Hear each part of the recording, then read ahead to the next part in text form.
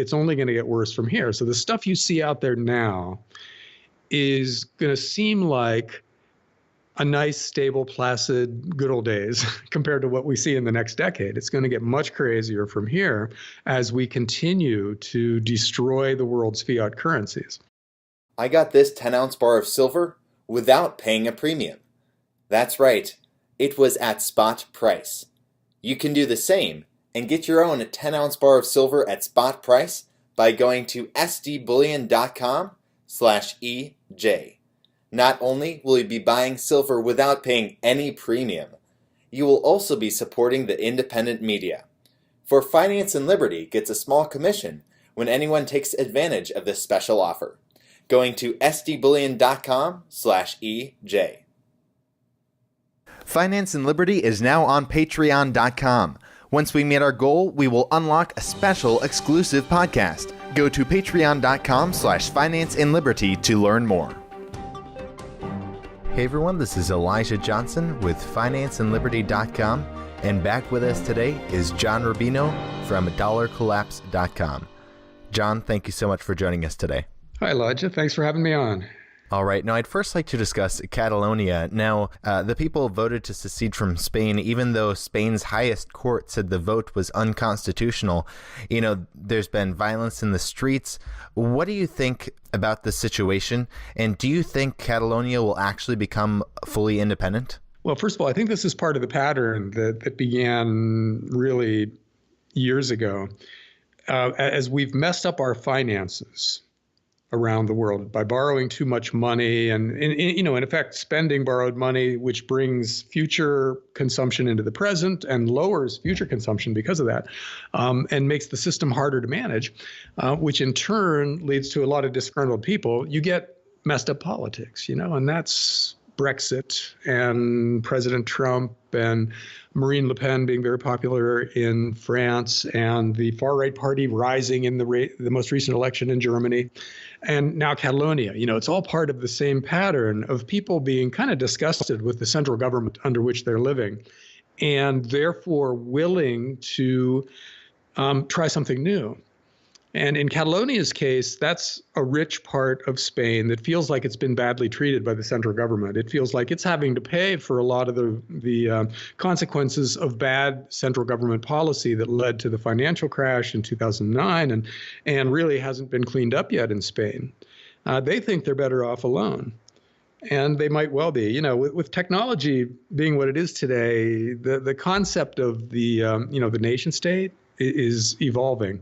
Because you can take a region like Catalonia, where most of the people get their internet results from Google. They do their searches over Google. They shop via Amazon.com. They might hitch a ride with Uber or something like that. What do you need the central government for if that's such a big part of your life? You can be a region and still be connected to the rest of the world as a smaller country. And that's the rationale for, first of all, Brexit. The British decided they can go it alone without being part of a big supernatural national organization. And Catalonia apparently feels the same way. Whether it turns out to be true or not, we'll see. It's going to work itself out over time as we try these experiments. But that's the rationale. People don't feel like the big systems work for them anymore.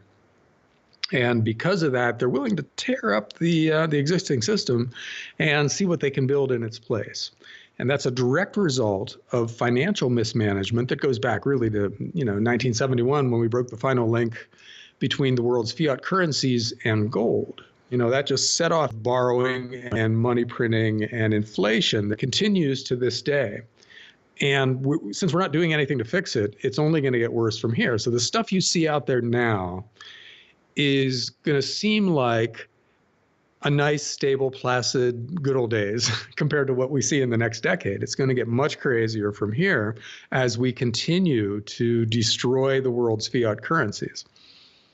Now, you paralleled what's happening in Catalonia right now, with what happened with Brexit. And you were talking about how, when all the finances are messed up and, debt explodes, people are just trying to find something new, some different direction to take.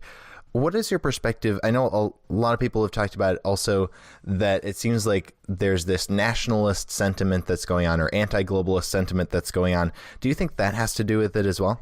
Oh, sure, because the multinational organizations have to a great extent defined the modern world. You know, the IMF and the World Bank and the UN. These are entities that have shaped the world that most people see when they look out their windows. And that world is not a happy place for a lot of people, for a growing number of people. You know, if you look at a lot of Trump voters in the U.S., for instance, these are, in a lot of cases, white men who used to have pretty good jobs in factories, but their jobs got shipped to China when the factory closed here and moved there, which is globalization, you know, which is part of the free trade process that's been going on for a long time.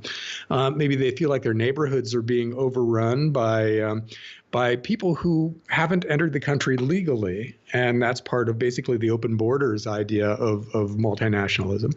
And so the entities that have created the world that they see are not their friends in their own mind. So yeah, you know, it's easy to be opposed to globalism right now, because it seems to be hurting you if you're part of the 99%. You know, it's great for the 1%. If you have completely open borders and completely free trade, and you're a highly educated symbol manipulator, that just means the market for whatever you're selling is getting bigger and bigger, and the amount of money they're willing to pay you for what you do is going through the roof. You know, you make out. But the guys who used to work in factories, when those factories are closing, they don't make out. The people in neighborhoods that seem to be deteriorating really quickly, they don't make out. And those people outnumber the 1%.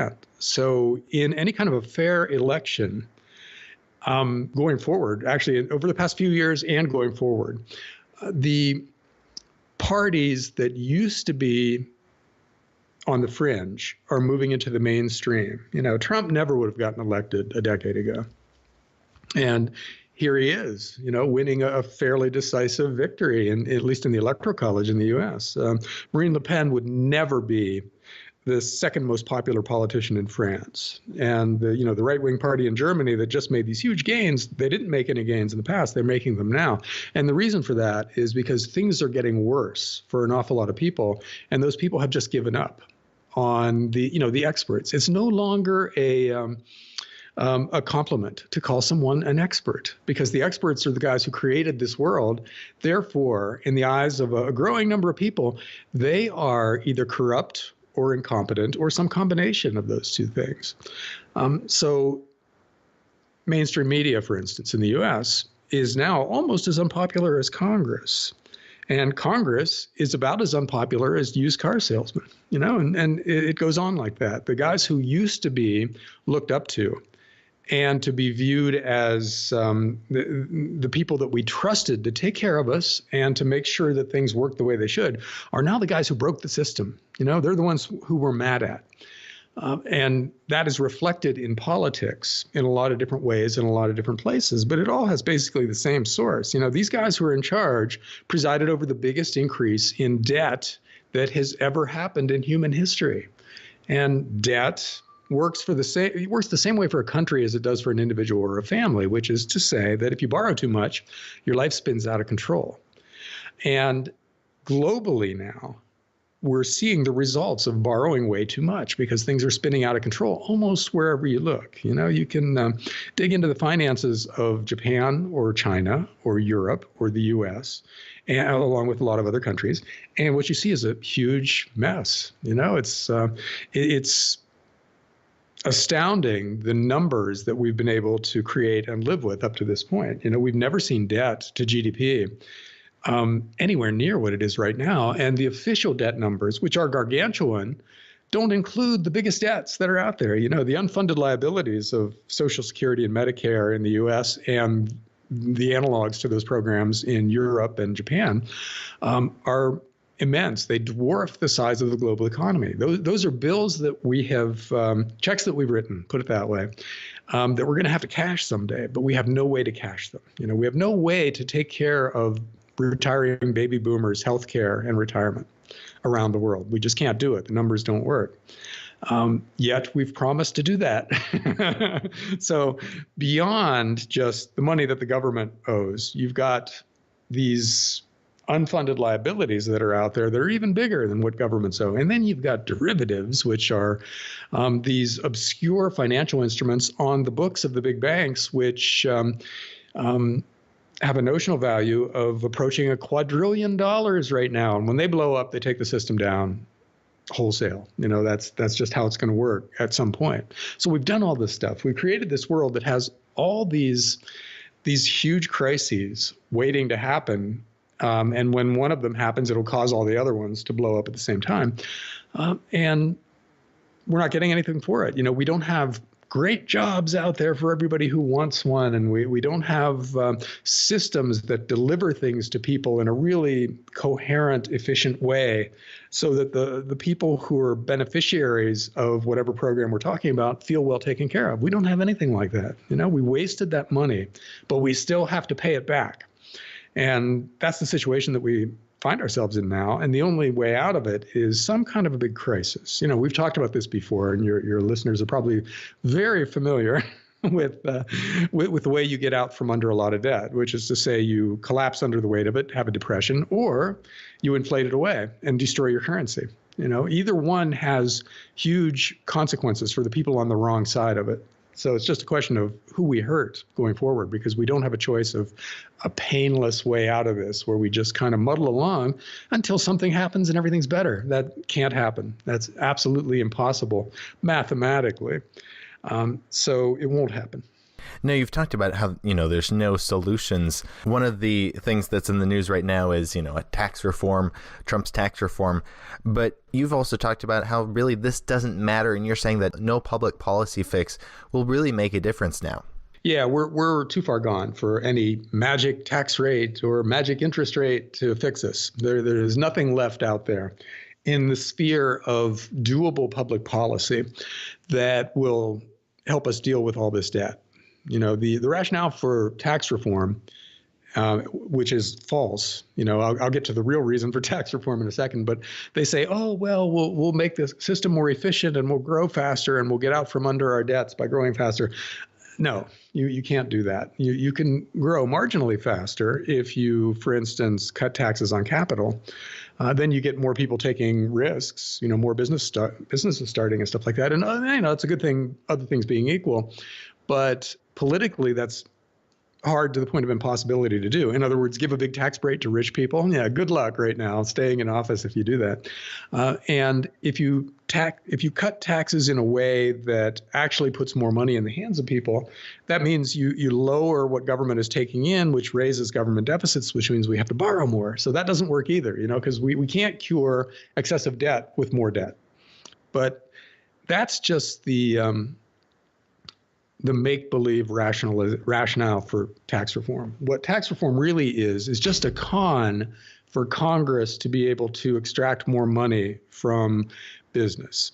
Basically, what they do every year, look at every congressional cycle. There is always somebody proposing tax reform. And what that does is it energizes all the people who benefit from big tax breaks right now, because they got to protect their tax break. Because it's worth, in a lot of cases, billions and billions of dollars to some of these really favored industries. So they go to Congress, they figure out who is going to be consequential in writing the next version of tax reform, and they buy them. They finance their next campaign. And congressmen and senators know this. They know that's how it works. So they basically extort money from the private sector by proposing tax reform year after year after year, and it never amounts to anything. The tax system gets more and more complex year after year, despite 5 or 6 rounds of tax reform just in the last couple of decades. So this time will be no different in that sense. What they're going to have to do if they want to lower tax rates is they need to close loopholes. So all the guys who get loopholes now are going to go to Congress and spend whatever it takes to keep those loopholes open. And in the end, tax rates won't fall. Loopholes will stay open. But a lot of congressmen will have really big campaign war chests going into the next election. Now, another situation that you've paid close attention to is North Korea. This seems to be more a problem of, huge political conflict that could possibly lead to war. Just on Saturday, it was announced the Trump administration is now for the first time in direct communication with North Korea. Did you want to give our viewers an update on the North Korean situation? Yeah, you have to go back a ways to understand North Korea because, we had a war in the 1950s in which North and South Korea, who were, client states of the first of the communists and the second of the West, fought with the U.S. and China both shooting at each other. It's the only time, to my knowledge, that we've ever actually shot at Chinese soldiers and had them shoot at American soldiers. But it ended in a stalemate. And the South went basically capitalist, and they're fairly rich. That's a fairly rich, free system. North went full-on Stalinist totalitarian and has never really recovered from it. They're incredibly poor by modern standards. And they're a brutal dictatorship run by crazy people who have made at least one rational decision, which is that they need nuclear weapons in order to avoid being invaded and taken over by the U.S. Because we do that when we can get away with it. If somebody annoys us, we send the CIA in to start a coup, or we just bomb them and then invade them. And these guys know that if they don't want to become Saddam Hussein, they need nuclear weapons. They need the ability to vaporize Los Angeles. And then maybe we'll treat them with respect. That's their rationale for what they're doing now. So for the past 20 or 30 years, they've been cutting deals with U.S. presidents in which they say, well, we'll do away with our nuclear program if you give us oil, or if you give us food, or if you do this or that. If you do something we want, we'll get rid of that nuclear program. And then they keep up with it in secret. And for some reason, we let them get away with that over and over again. But now they're at the point where it's public. They're not even trying to be secretive about it because they're there. They've got nuclear weapons and they've got delivery systems. Not good ones yet in either category, but they seem to do their thing. The bombs blow up and the missiles fly. And so it's just a matter of time before they can put a bomb on a missile that can reach something vital. And we're in the U.S. now faced with the dilemma. Do we stand back and let them get to the point where they literally have ICBMs that can hit Los Angeles or maybe even Washington, D.C.? The technology can progress to that point if it's allowed to. Or do we take them out right now at the risk of having them detonate some of those hydrogen bombs that they've got? And maybe, Seoul, the capital of South Korea, is 35 miles south of the North Korea border.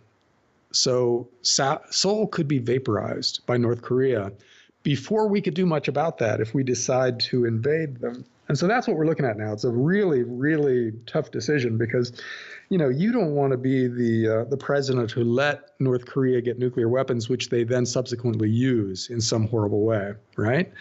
But you also don't want to be the president that started a war that killed 30 million South Koreans. But that seems to be the only two choices that we have at this point and you got to, for any of today's problems, you've got to go back through the past and apportion a little bit of blame to those who came before. Our monetary problems go all the way back to Nixon. Our debt problems go back to Ronald Reagan.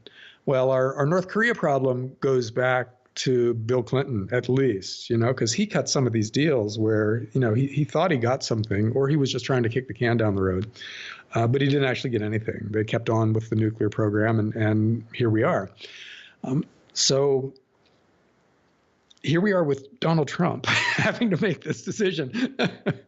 And so he's basically having a Twitter war with the dictator of North Korea.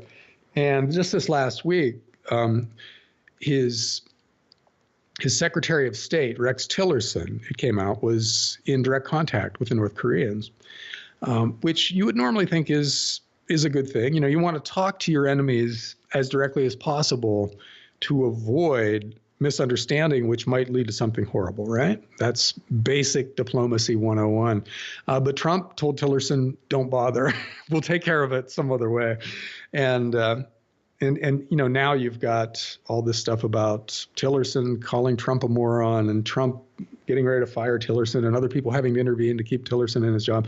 It's not the kind of thing you want when you're in a really delicate geopolitical situation like this, but it's what we've got, as a previous Secretary of State or Secretary of Defense said, you go to war with the army you have, and so we're dealing with this problem with the government that we have right now. And it's ugly and scary because a miscalculation could easily lead to literally the worst loss of life in any war ever, since we've got nuclear weapons on both sides. So very scary time.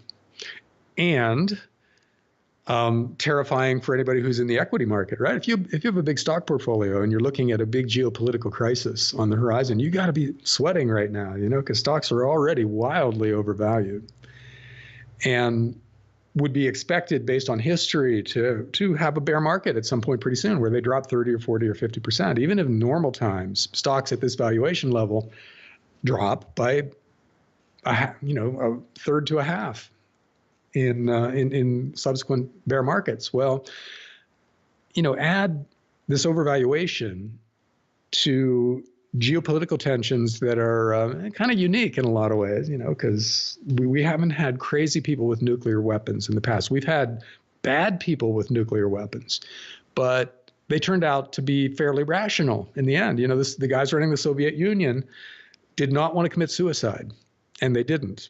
Guys running the U.S. for the most part were relatively sane, but now it's not completely clear that we've got full decks on either side, and so you should be very worried if you aren't set up in your finances with a crisis portfolio rather than a risk on good times to the horizon portfolio. But unfortunately, most people have the latter. Most people are highly leveraged in equities and bonds that don't yield much of anything, which means they're incredibly risky too if interest rates spike in a crisis. So a very scary time, pretty much however you look at the world. Definitely. And you're talking about how it's good to probably position oneself. Obviously, we can't give financial advice, but your opinion is, it seems like you're saying that you should probably position yourself to have precious metals instead of being in the stock market that is, as you're talking about, being very overvalued right now. As for gold and silver and precious metals, what is your perspective on why they're in the last couple of weeks falling? They're at multi-week lows right now. It seems like with all the geopolitical tension, they'd be going through the roof. Yeah, normally they spike in this kind of situation, but there are a few reasons that gold isn't at $2,000 an ounce right now. All of them temporary, but one is that governments are actively depressing the price of gold, and the techniques they use to do that are a little bit technical. I don't want to bore your listeners with it, but they have ways of dumping gold in the market and depressing the price. And another thing is the rise of cryptocurrencies, which serve in a lot of ways as the same function as gold. They give you a place to put your money that's outside the traditional banking system. And the increase in cryptocurrencies over the last couple of years have about equaled the amount of gold that's been produced by the world's gold mine. So it's quite a bit of cryptocurrency that has attracted money that might otherwise have gone into gold. One other reason for gold going down just in the last couple of weeks is that gold has these internal cycles, of which the commitment of traders report is an indicator that usually works really well for predicting what's going to happen in the next 4 to 6 months or whatever. And right now it's negative, which means gold should go down for another month or two and then bottom and then head back up. Those kind of squiggles don't really much matter in the long-term trend for gold, which is still up. Gold was $285 an ounce in 2000. So the fact that it's gone from $200 and some dollars to $1,200 and some dollars in a decade and a half means that the overall trend for gold is up, and it's going to continue to be up with some big squiggles, and some spikes when there's a crisis. So let us start bombing North Korea or something like that, and you'd see gold go back up to 2,000 in a heartbeat, I would think. But even if we solve the North Korea crisis and it goes to the back burner and we stop thinking about it, we still have the out of whack finances around the world, which are leading governments to borrow more money year after year and create more currency year after year and encourage their private sector citizens to borrow ever more money. That's all leading to a lower value for the world's fiat currencies, which means gold will go up when measured in those fiat currencies. So the dollar value of gold is going to go up irregularly over time until we fix our monetary problems, which we aren't going to do anytime soon. There's no proposal on the table that would come even close to fixing our current problems. So gold and silver will tend to do well over time on average for probably the next decade and maybe more. You can't know what they're going to do in the next 6 months with any kind of accuracy, although the Commitment of Traders report has over the past decade or two given a pretty good indication of the general trend. And as I said, it says negative for another month or two, and then a bottoming, and then positive. So gold, which has been trending upward irregularly since it was below 1,000 a year or so ago, is probably going to continue to trend irregularly upward, which means 1,300 maybe in the next mini cycle will be the bottom instead of the top, and it'll go to 1,400. And that's good if you own it, because it's much better than owning fiat currencies, which are going down steadily against all real stuff. And it's very good if you own high-quality mining stocks, because they're kind of leveraged to the price of gold and silver. They go up more and down more than the price of the underlying metals. So if the irregular trend of gold and silver will be up going forward, then the irregular trend of mining stocks will be up, but more dramatically. So I think now is a very good time to be adding to a portfolio of companies like gold miners that own real things, as opposed to, say, bank stocks, which represent financial assets which can just vaporize. Gold stored in a safe place is still going to be there and still going to be valuable 100 years from now. Government bonds in a bank portfolio may just evaporate. They may cease to exist, or they may drop in value by 70% and never recover over the next cycle. So you don't want to own stocks of companies like banks that tend to own make-believe assets like bonds and derivatives. And you do want to own the stocks of companies that own real assets like solar farms and possibly oil wells, at least for a little while longer, and gold and silver and farmland and well-chosen real estate. There's a lot of real stuff out there that you can own a piece of via the stock market, and that will probably rise in value over time. All right. Well, John Rubino, thank you so much for joining us today.